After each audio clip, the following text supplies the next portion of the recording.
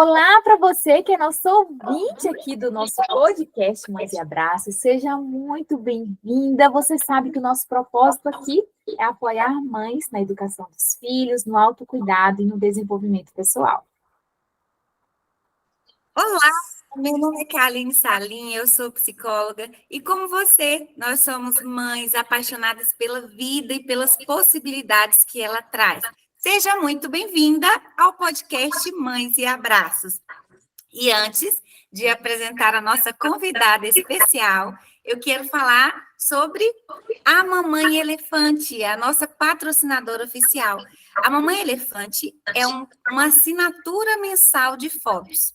Você encaminha suas fotos pelo aplicativo de celular mensalmente e recebe aí, no conforto da sua casa, o álbum, as fotos, a caneta e também, gente, todo mês tem surpresas.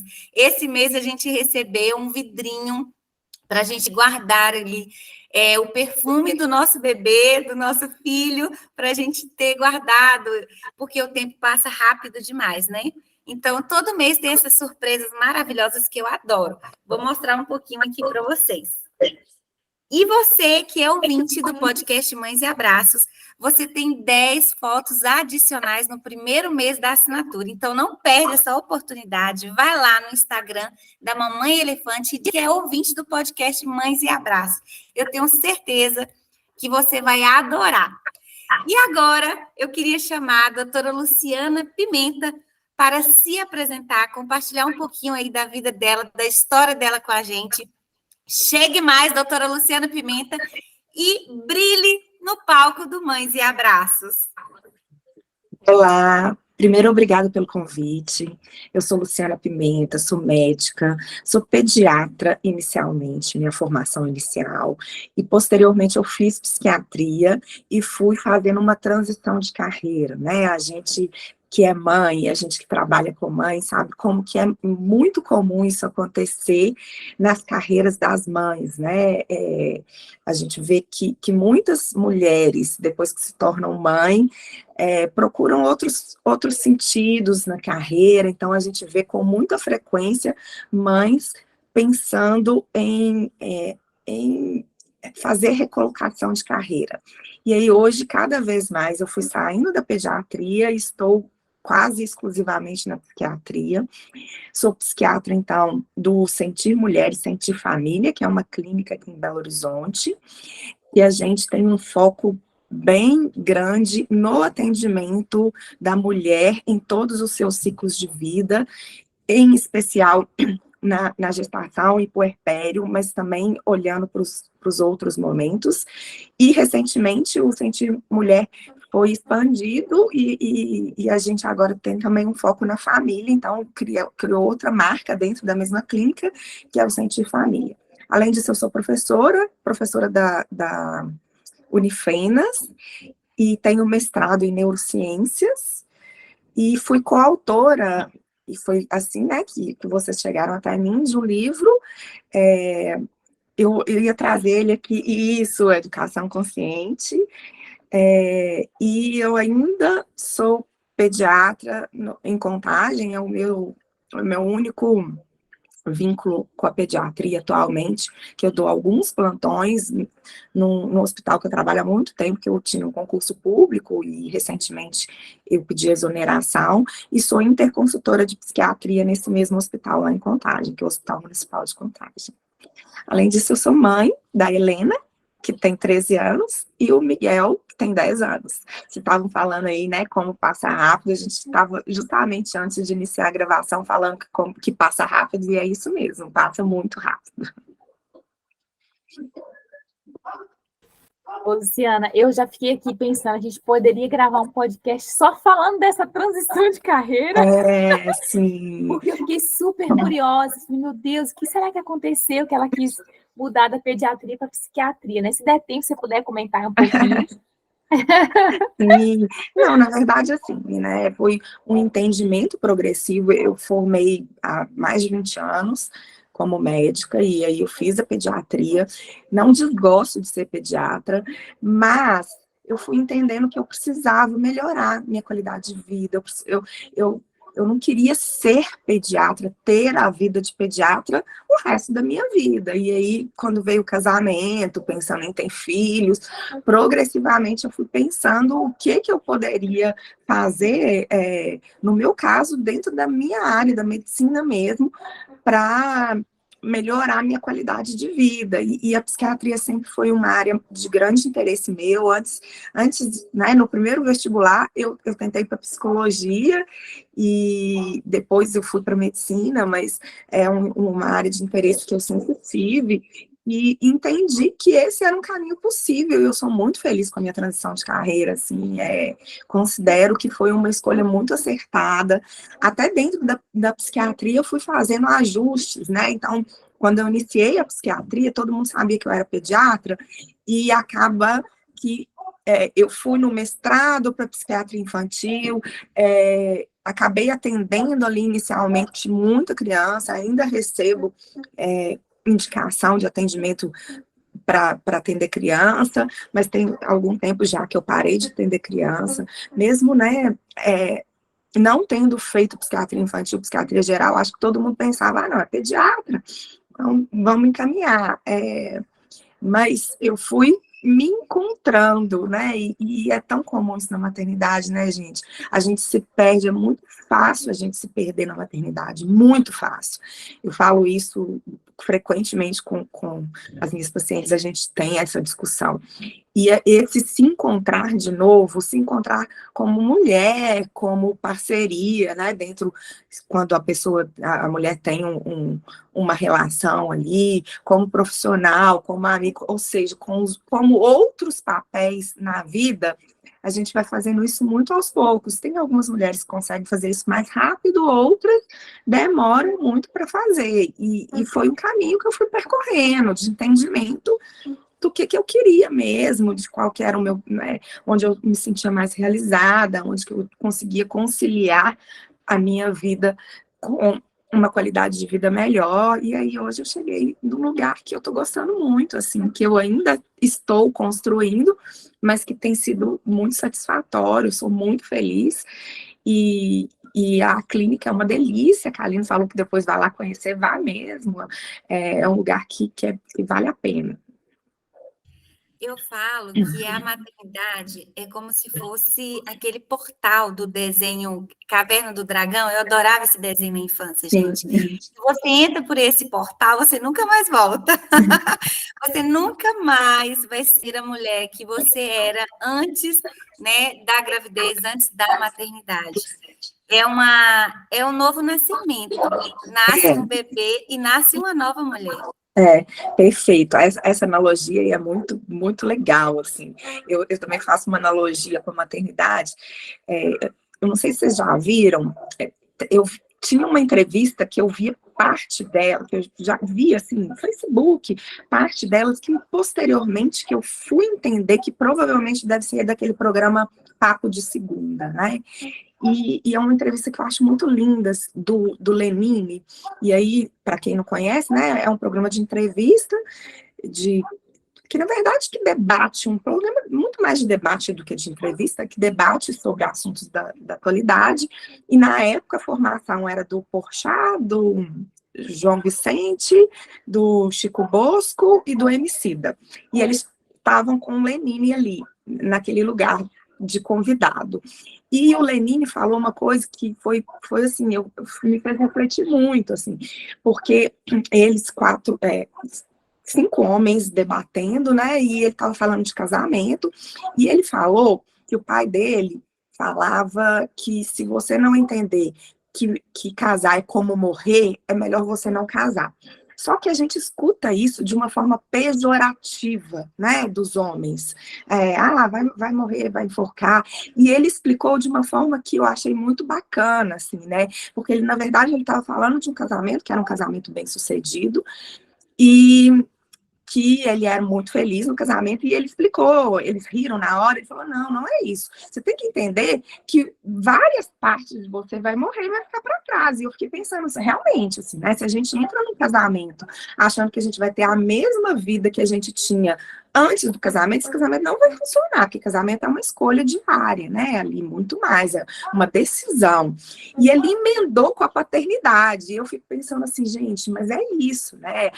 Eu não tenho a menor dúvida que a Luciana que existia antes da maternidade, ela não existe, ela nunca mais vai existir. Independente do que aconteça com a maternidade, né? Independente se essa mulher vai ter uma gestação que vai gerar um filho, ou se vai ter uma morte ali desse bebê, ou se depois vai nascer um filho, esse bebê é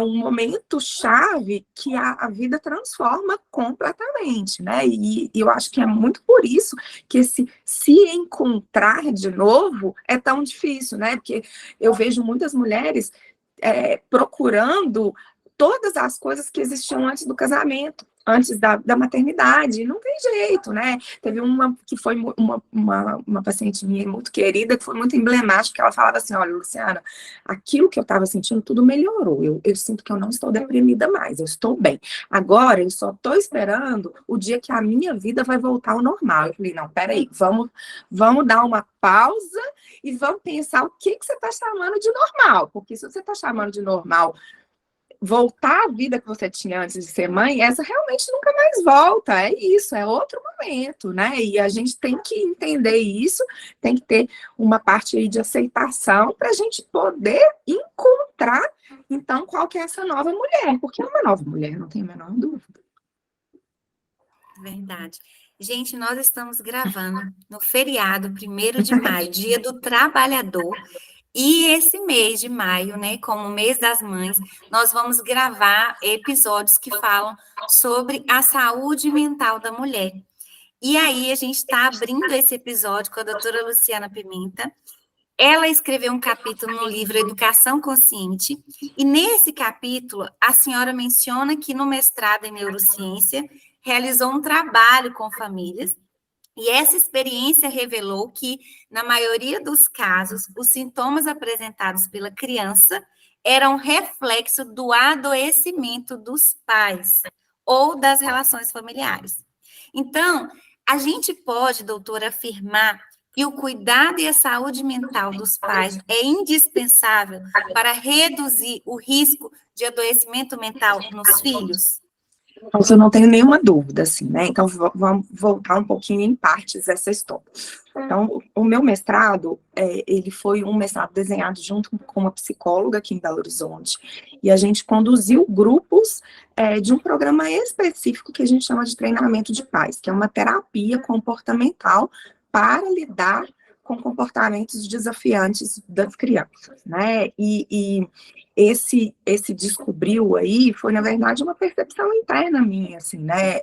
Tanto desses estudos, quanto do que era visto nessa condução, de que frequentemente a gente precisa tratar a família, né? Seja por uma causa ou consequência, porque a gente tem que ter muito cuidado, né, Kaline, para a gente não culpabilizar essa família. Não se trata de dizer que a família simplesmente adoece a criança. Não é isso. Não que isso também não seja possível, né?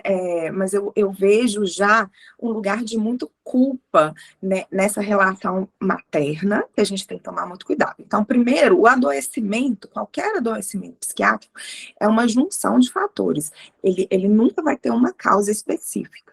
Então, a gente fala de uma vulnerabilidade genética que, diante de estressores ambientais, vai fazer com que essa vulnerabilidade vire um adoecimento, né?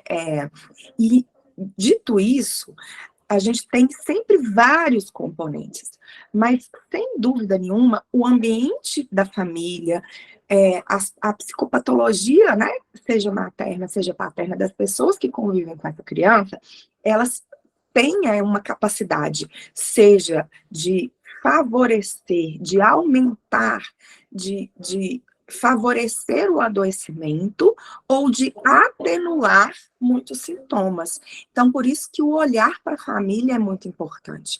Por isso que o cuidado da família é muito importante. E não é raro a gente ver que muitos dos sintomas das crianças, eles às vezes melhoram completamente, simplesmente como se fosse fácil, mas com esse olhar para a família, né? E dizer isso, está longe da gente falar que é só o ambiente. Nunca vai ser só o ambiente, sempre vai ser multifatorial. E muitas vezes a gente cuida, tem uma família ótima, tem pais que não estão adoecidos, ou a mãe, quando a gente pensa na mãe solo, né? E mesmo assim a gente tem uma criança por algum motivo com um transtorno psiquiátrico, né? Então, só para a gente tomar esse cuidado de não dizer que é culpa, mas sim, o ambiente atenua ou aumenta essa intensidade dos sintomas, né?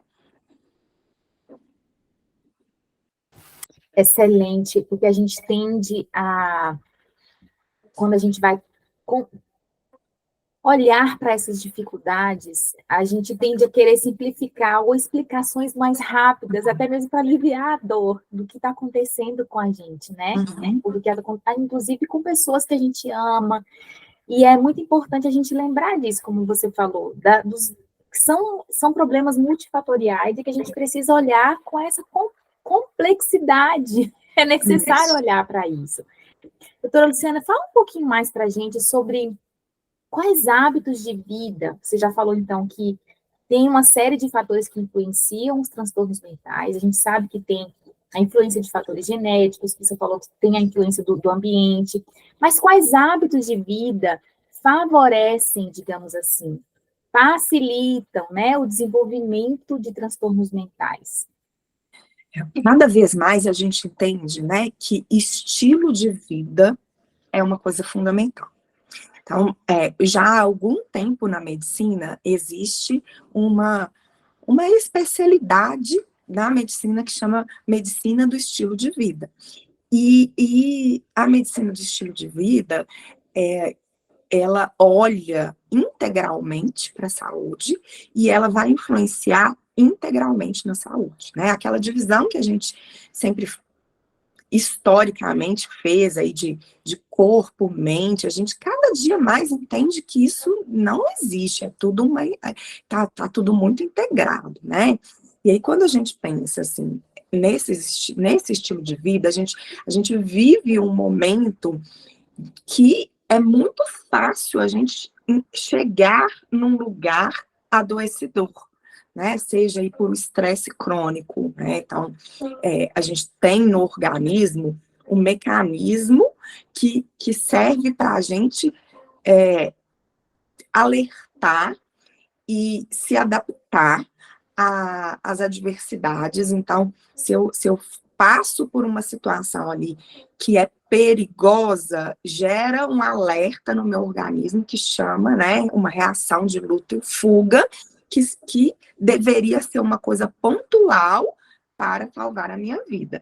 Só que quando eu tenho vários estresses continuamente, esse mecanismo que é importantíssimo, mas que deveria ser pontual naquele momento de perigo, ele fica prolongadamente ou de uma forma, né, mais crônica, ativado, e isso vai trazer consequências, né, do impacto tanto físico quanto da saúde mental, né? E aí aumenta o risco de transtornos como de ansiedade, depressão.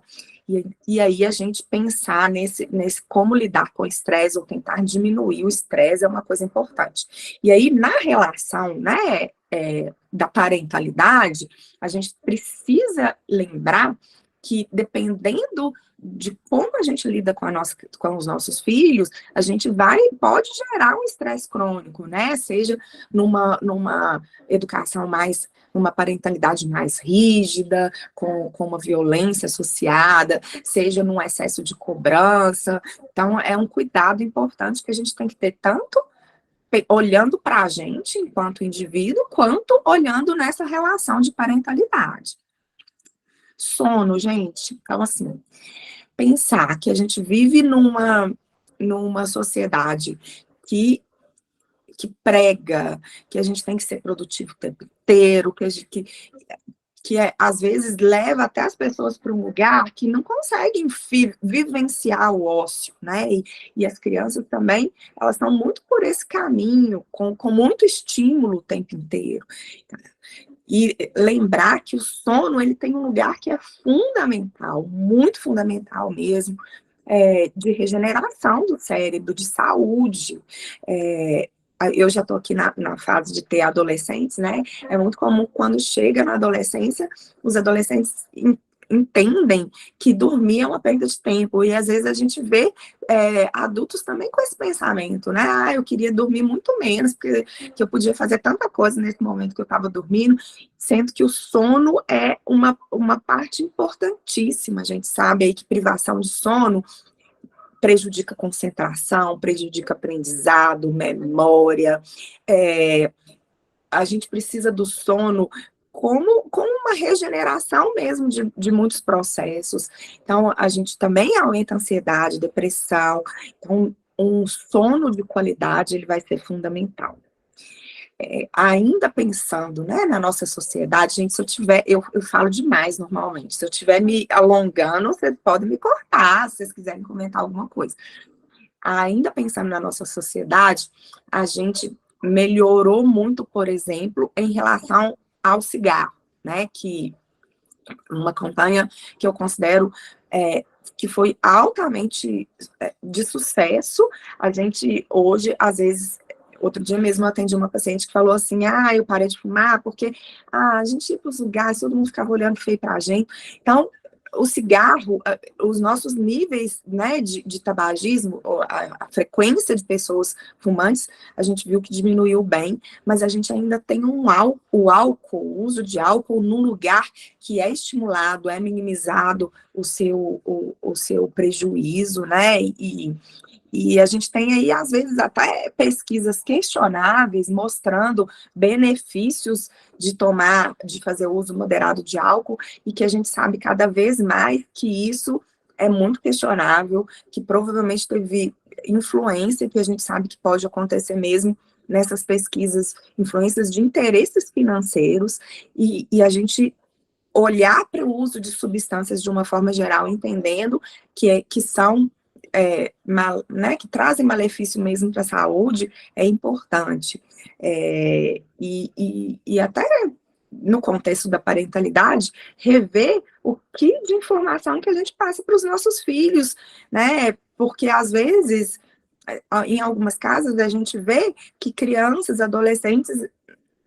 menos, né? Mas adolescentes que não estariam no momento definitivamente de ter acesso ao uso de álcool, acaba sendo a família conivente com esse uso, e às vezes até, de certa forma, incentivando, né? E a gente tem que entender que o uso de substância também é um hábito de vida prejudicial e que pode impactar aí, e nesse momento de cérebro em formação do adolescente tem um potencial de impactar, de um impacto grande mesmo no futuro, né? E aqui, só para a gente falar de duas substâncias que são lícitas, né? Mas a gente tem que olhar também para o energético, que é uma substância lícita e que também pode dar dependência, que também não é interessante. Café, então, né?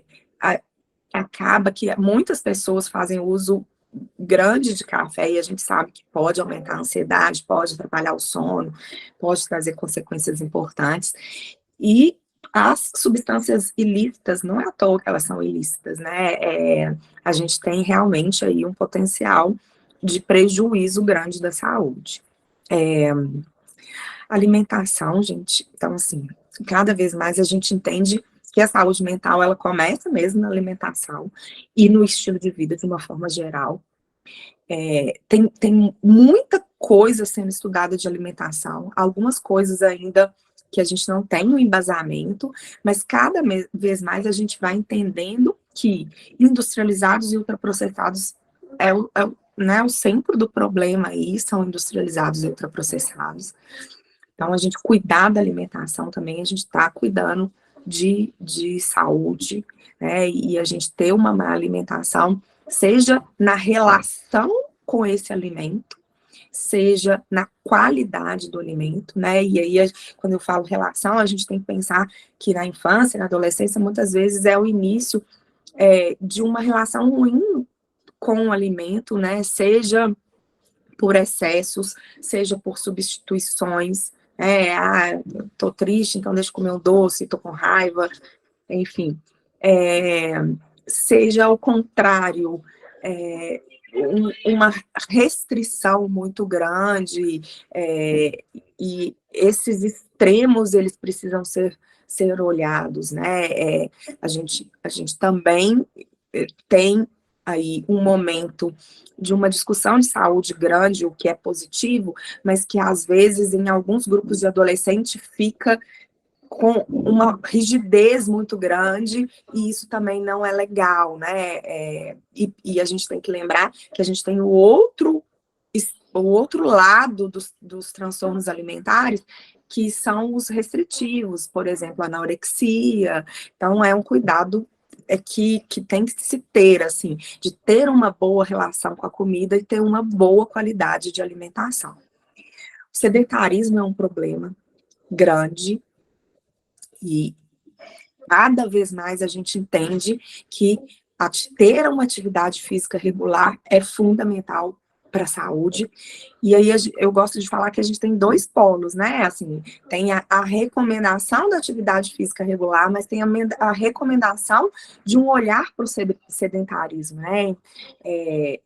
A gente tem que ter um cuidado de tela, de tempo de inatividade com o corpo, né? Ou às vezes ali naquele momento de estudo, que às vezes os adolescentes estão estudando para o Enem, que ficam com uma sequência muito grande de sentado, estudando, então lembrar das pausas, do momento que é pouca coisa que a gente precisa, às vezes é levantar, ir na cozinha, tomar uma água, ir no banheiro, andar ali 5 minutos pela casa e voltar e sentar, é uma parte importante para a organização e para manter uma movimentação, né? Isso vale também para o trabalho, né? No momento aí de trabalho em home office, que às vezes, né, a gente não tem nem aquela caminhada que vai da casa até o carro, do trabalho até o restaurante, aí fica tudo dentro de casa, sentado numa cadeira em frente à tela. Então, às vezes, colocar essa tela num lugar que dê para você ficar em pé durante um tempo, ou fazer entre uma reunião e outra essa caminhada dentro de casa, mas lembrar que tanto o sedentarismo ele é prejudicial, né, quanto a falta de atividade física. Então, assim, outras coisas também, né, que vão ser importantes, e acaba que os hábitos, quando a gente pensa do prejuízo, é mais ou menos o inverso, né, mas lembrar das atividades de lazer, do contato social, da espiritualidade, tudo isso faz parte do estilo de vida aí que a gente considera que favorece a saúde e não o adoecimento. Como vocês podem ver, o adoecimento mental, né, a causa dele é multifatorial e está tudo relacionado. Uma coisa está relacionada à outra, né? Então, eu vou dar um exemplo aqui. Você falou sobre o álcool, né, que muitas vezes é naturalizado, né, como algo positivo. A minha avó do meu esposo, ela faleceu com 96 anos. E aí eu chegava lá para visitá-la e falava assim: ô, dona Maria, me fala, qual que é o segredo para chegar aos 96 anos com tanta saúde e lucidez? E ela falava assim: ah, minha filha, antes de almoçar, eu tomava um cálicezinho de pinga. Esse que era o meu segredo. E a gente sabe que não é, o segredo era o estilo de vida dela, né? Eram os hábitos que ela tinha, os hábitos positivos que ela tinha. Então, você está escutando a gente e pensando assim, meu Deus, é muita coisa para eu ter a saúde mental. mas como que eu vou identificar o que eu preciso mudar no meu estilo de vida para ter mais saúde emocional, física e mental, na verdade? A primeira coisa, né, eu adorei o nome da clínica, Sentir Mulher, porque a primeira coisa que você tem que fazer, minha querida, é se conectar consigo mesma, né, com as suas necessidades, e é sentir o que está acontecendo e passando aí dentro de você. Ninguém vai ter essa resposta. O que você precisa mudar aí dentro da sua casa, aí na sua vida, né? Você tem essas respostas. Então, você tem que buscar dentro de si, e isso só vai acontecer se conectando, né, consigo mesma e sentindo. Hoje a gente vê, eu não tenho um vício, mas eu percebi que isso é mentira, que o meu vício era o açúcar. Por quê? Toda vez que eu estava triste, angustiada, ou que eu tinha tido um dia ruim no trabalho, ou algum caso que estava assim, ocupando muito a minha mente, me trazendo assim, muita preocupação, qualquer coisa, gente, a minha válvula de escape era o açúcar. Então, eu tinha que ir lá comer um chocolate, eu tinha que ir lá comer um bolo, um sorvete, e eu comecei a perceber, né, se conectando com esse sentir, né, eu comecei a perceber que isso estava exagerado, que isso, né, já não estava legal, que isso já não estava saudável. E aí eu comecei agora a me policiar. Ontem mesmo eu comprei um livro, né, não sei se a senhora conhece, chama Sugar Blues, que fala sobre o açúcar.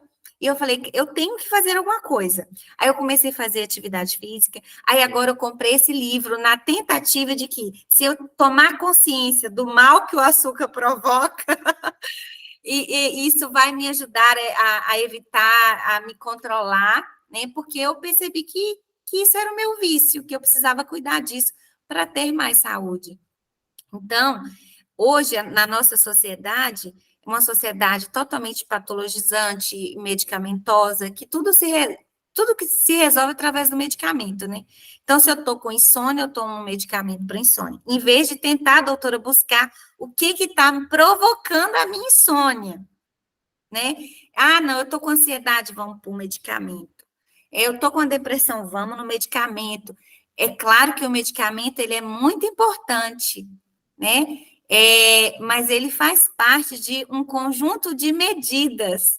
Ele não é suficiente, né, para resolver o problema. Ele faz parte de um conjunto, adotar um conjunto de medidas, de mudança de hábitos, de estilo de vida. Então, ele vai cooperar no processo, né? E eu queria que a senhora falasse um pouquinho sobre isso, porque hoje em dia as pessoas estão cada vez mais desconectadas de si mesmo e entorpecidas, né, por meio do medicamento, por meio das telas, por meio dos vícios. E a gente entender, né, que quando a gente fala de tratamento psiquiátrico, ou de tratamento né, de adoecimento mental, medicamento é um pilar e que às vezes ele nem é o mais importante, né? É muito comum mesmo, como você falou, a gente encontrar pessoas que chegam até o consultório e querem respostas rápidas, como se fosse uma pílula mágica que vai resolver os problemas. E não é assim que funciona, né? A gente não pode nem demonizar o tratamento medicamentoso sem reconhecer a importância dele, mas também não dá para colocar toda a aposta num remédio e achar que é isso que vai resolver todos os problemas, né?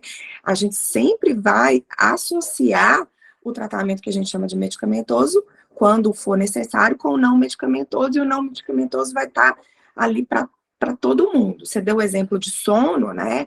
Não existe pensar em tratamento de insônia, seja qual a insônia eu estou falando, qual a causa da insônia, sem ter um olhar, um cuidado para o que a gente chama de higiene do sono, né? Que são medidas relativamente simples que vão fazer com que a gente tenha uma melhor qualidade do sono, né?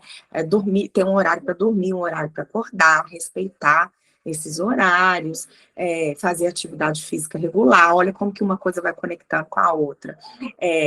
Evitar telas ali no próximo do horário de dormir, de preferência, essas luzinhas, saber que essas luzes, elas são prejudiciais, então até aquelas luzes de LED, de aparelho, elas têm o potencial de prejudicar o nosso sono, né? Então, uma série de medidas que são importantes da gente ter uma atenção para a gente melhorar a qualidade do nosso sono, né? Na maternidade, às vezes, é muito comum a gente ter problemas relacionados ao sono na maternidade, principalmente naquilo que a gente chama lá no Centro de Mulher de recém-mãe, né? Tem o recém-nascido e tem a recém-mãe. Então, a mãe vai acordar ali, vai amamentar o bebê, e aí tem umas que começam a usar o telefone como estratégia. Olha, se eu não fizer alguma coisa, eu ia dormir em cima da minha cria. Então, eu comecei a pegar o telefone, enquanto o bebê tá mamando, eu tô ali no telefone. E aí, o bebê vai lá e dorme, e quando ela vê, o sono dela passou. Passou por quê? Porque ela fez um estímulo no cérebro, e a gente junta tanto um estímulo real e que faz o sono embora, quanto um estímulo luminoso que faz com que a minha produção de melatonina fique desregulada muitas vezes.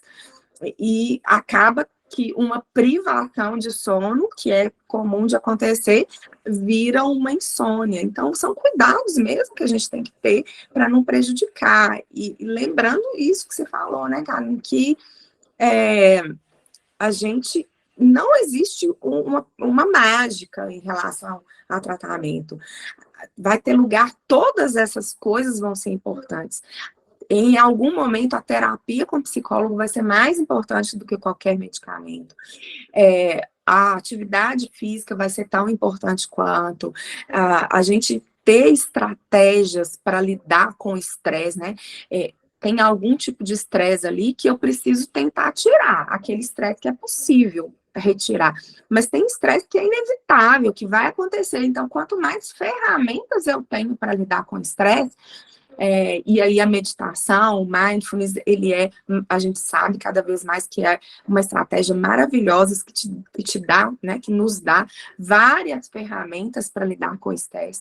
E aí a gente vai somando todas essas coisas que são importantes, atividade física, uma alimentação adequada, uma boa relação com a espiritualidade, que aí para algumas pessoas vai ser religião, para outras pessoas vai ser conexão, enfim, dentro da crença, né, de cada um e do que faz sentido para cada um, essas ferramentas que eu falei, a terapia, as relações sociais, elas vão ser fundamentais, a gente ter momentos de lazer, momentos de conexão com a natureza, tudo isso vão ser pontos importantes do tratamento mesmo, né?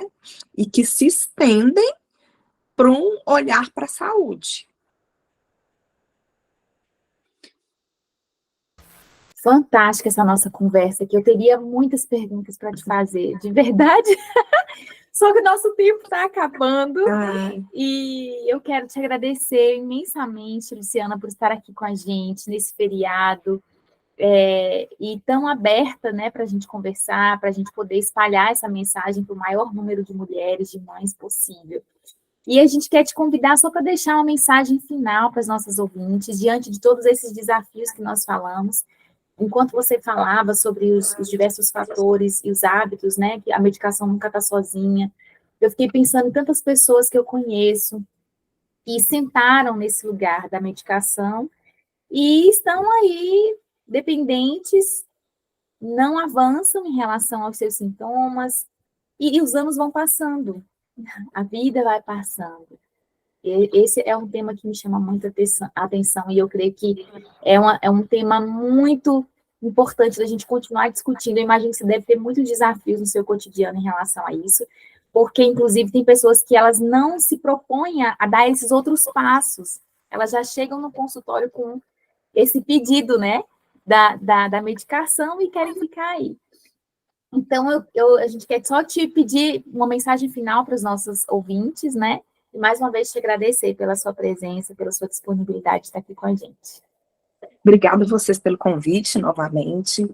Gente, eu acho que uma mensagem importante primeiro, não banalizem sintomas, né? Então, a gente, quando está no adoecimento, a gente ainda tem um estigma muito grande com o tratamento. Então, esse é um ponto fundamental. E não é raro a gente ver que, enquanto mães, a gente vai se descuidando da nossa saúde, do nosso autocuidado. Gente, normalmente é na melhor das intenções, é naquela história de que eu preciso cuidar das minhas crias. E aí a gente tem que lembrar aquela história lá do avião, que para mim é perfeita, né? Que a gente primeiro tem que colocar a máscara de oxigênio na gente, não é isso? Então, aqui também serve esse conselho que é feito lá no avião. A gente tem que lembrar que o nosso cuidado é importante, o nosso autocuidado é importante. O olhar para o nosso sofrimento é importante, e isso, inclusive, tem um reflexo, tem um potencial de ter reflexo no adoecimento dos nossos filhos, tá? Então, tentar diminuir esse estigma com o adoecimento mental é importante. Quando a gente percebe que o sofrimento está prolongado, que os sintomas estão atrapalhando ali a relação com as pessoas, atrapalhando o nosso desempenho dos nossos outros papéis, é importante procurar ajuda, né? Seja com a psicologia, seja ajuda médica. Eu costumo falar que onde começa essa ajuda não deveria fazer muita diferença, assim, não, né? Porque o médico sabe reconhecer, ou deveria saber reconhecer, quando não tem indicação de iniciar um medicamento, mas você está precisando de uma terapia, e encaminhar para terapia, e vice-versa, né? O psicólogo também tem que fazer esse reconhecimento de entender que a pessoa está precisando de uma avaliação médica, que não necessariamente significa medicamento. Então, apesar da gente escutar essa fala de que vivemos uma sociedade medicalizada, o que não é mentira, a gente tem uma parcela grande da população que ainda tem um receio de procurar ajuda quando precisa. E a gente sabe que não é só isso, né? A gente tem barreiras, às vezes, financeiras, inclusive, para esse acesso de saúde. Então, tem muitas coisas envolvidas. Mas podendo, né, reconhecendo que eu preciso de ajuda, buscando essa ajuda é a primeira coisa importante. E lembrar isso, que as relações são mútuas. Para a gente ter uma boa parentalidade, a gente tem que incluir o cuidado com a saúde. Inclusive porque a gente é modelo, né? E mudança de estilo de vida é uma coisa muito difícil. Se a gente, desde o início, pensa num estilo de vida saudável e passa para os nossos filhos esse modelo de estilo de vida saudável, eu tenho a chance de ter no futuro um adulto que vai ter menos dificuldade em relação a esse estilo de vida do que a nossa geração está tendo. Então, é fundamental essas duas partes, a gente entender que a nossa saúde é importante, a gente não ter barreiras para procurar ajuda quando precisa, entender que o cuidado com a saúde não é exclusivamente tomar um medicamento, e é uma coisa muito mais ampla, e que a gente pode, na parentalidade, no cuidado com os nossos filhos, fazer com que no futuro eles já tenham um entendimento de estilo de vida que favoreça a saúde, e isso vai ser fundamental para o adulto que a gente quer que nossos filhos,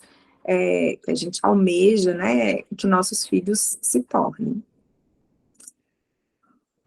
Eu trabalho na Prefeitura de Belo Horizonte, acompanhando, né, mães, mulheres, famílias, e eu vejo como é difícil para essas mulheres ter acesso, né, a um acompanhamento psicológico, por exemplo. Gente, essas mulheres têm depressão, ansiedade e outros transtornos psicológicos, elas vão no posto todos os dias buscar o medicamento que é gratuito, mas nesse posto não tem vaga para atendimento psicológico.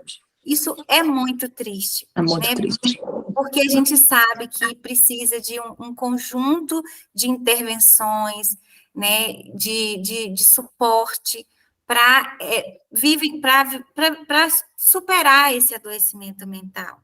Né? Então, tem muita coisa que precisa ser mudada no Sistema Único de Saúde, e a gente trouxe a doutora Luciana aqui porque a gente acredita, né, que é possível a gente mudar esses hábitos, mudar o nosso estilo de vida, né, em busca de mais saúde física e mental, e de que a nossa saúde, ela interfere radicalmente na nossa relação, né, com os nossos familiares, com os nossos cônjuges e principalmente com os nossos filhos.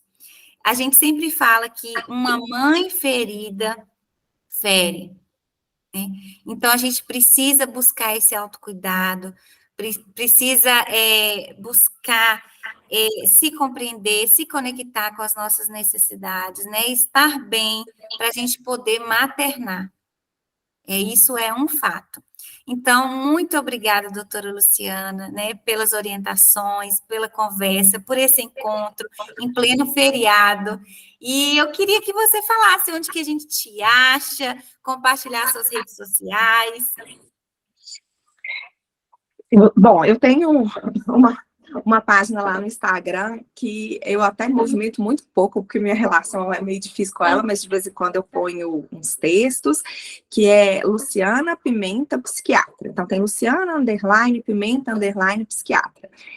E, como eu falei, eu atendo lá no Sentir Mulher, no Sentir Família, com atendimentos presenciais, mas online também. Então, acaba que hoje a pandemia, essa foi uma abertura que proporcionou para a gente, né, ampliando as nossas fronteiras de possibilidades de atendimento, e acaba que hoje eu tenho pacientes aí que são de outros estados, e é possível, a gente sabe isso. Então, convido vocês também para conhecer a página do Sentir Mulher, que é uma página bem bacana, que a gente coloca muito conteúdo sobre saúde mental de uma forma geral, mas com um olhar especial para a mulher, e tem também uma página do Sentir Família.